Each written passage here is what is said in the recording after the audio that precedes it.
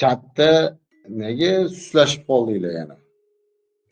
Ha, chatda bitta o'zi вопрос bor edi. O'shani ham razbor qilaylik. Kimdir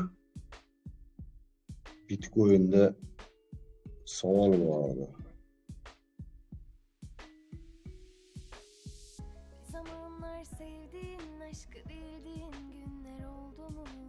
Tak, bu D time frame'da qilingan ekan.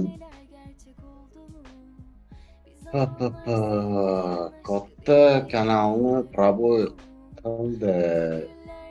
Kichik kanalni 50 dan o'tdi. Ikkilik turlik yasadi. Ikkita engulfing.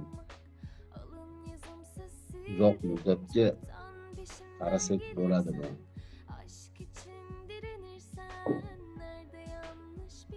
Xo'p, katta kanalni proboy qildi.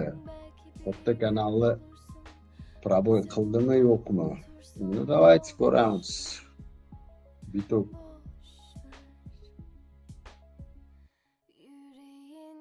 D time frame. Tak, bu chiziqlar menga kerakmi? Tak. Ularni kerak emas.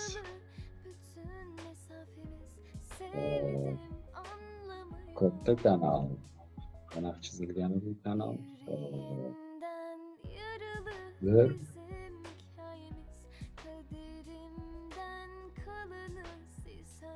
Ikki. İkincisi.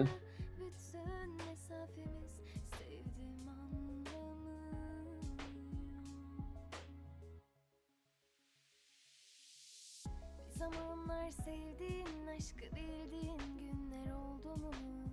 Bana güller verdiğin tatlı nameler gerçek oldu mu? Bir zamanlar sevdiğin, aşkı bildiğin günler oldu mu?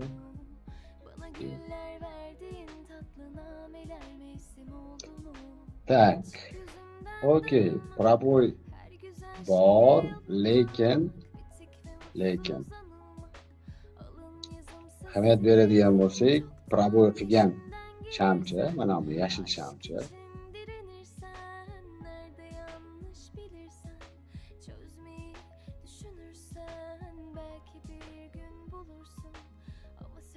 Proboy qildi, shu yashil shamcha proboy qildi. Lekin bizga istinniy proboy bo'lishi uchun mana shu shamcha ni keyingi yo undan keyingi shamcha nima qilish kerak? Mana shu maksimumini tepasida yopilaversa, bu haqiqiy proboy hisoblanadi. Shuning uchun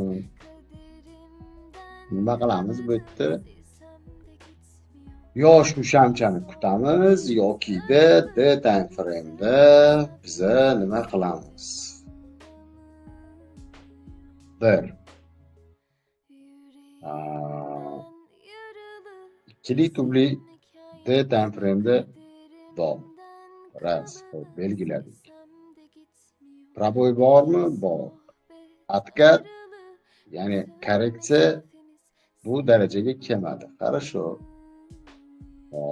Birinchi bizani qarshilik nuqtamiz mana bu nuqta edi.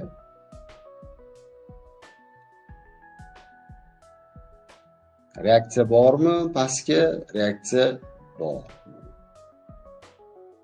Xo'p. Сопротивление.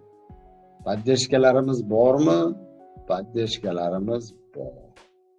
Mana поддержка. Ya'ni harakat boshlangan joy. Yana bitta harakat boshlangan joyimiz bormi? Bor. Mana bu harakat boshlangan nuqta. Xo'p. Keyingisi bu harakat boshlangan nuqtalar minimumlari bir-biriga yaqin ekan. Buni mundoq zona qilib belgilab qo'yamiz. Keyingi harakat boshlangan nuqta bizda mana bu joy bo'ladi. Rangini boshqacha qilib qo'ying. Okey. Сопротивление qizil. Хорошо. D time frame'da qiladigan ishimni qilib bo'ldim. Nima qilamiz? H4 time frame'iga murojaat qilamiz. H4 time frame'da bizda nima bor? Minimumlar bor. Ya'ni trend bayga harakat qilish harakatida H1 time frame bizga nima deyapti? H1 time frame sizlar o'tgan safar jo'natgan screenshotda ikkili tublini ishlatsak bo'ladimi deganinglarda qo'shmay turinglar 73 narxga, ya'ni birinchi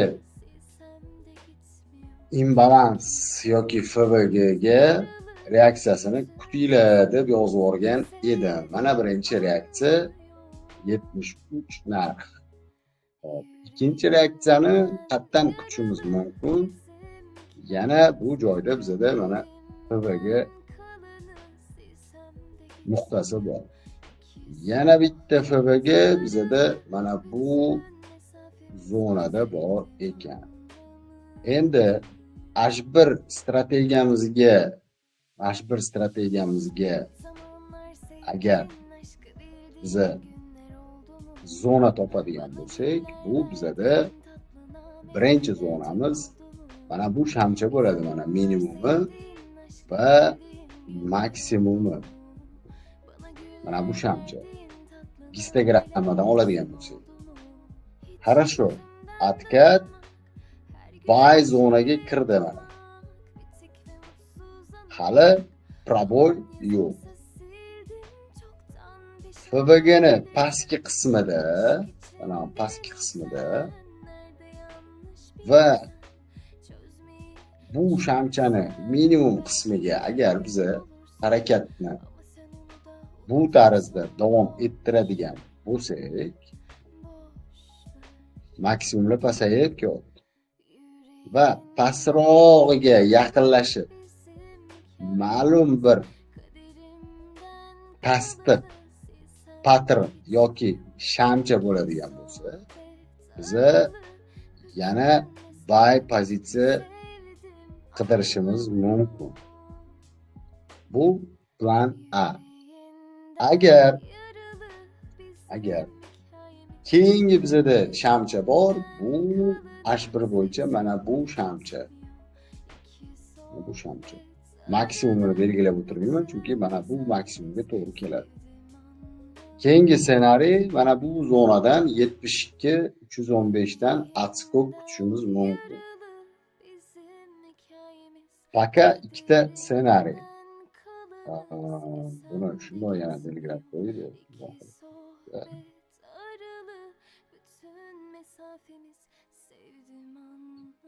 Hammasiga tasdiq kerak bo'ladi. Nimaga bu joyi belgilamayman?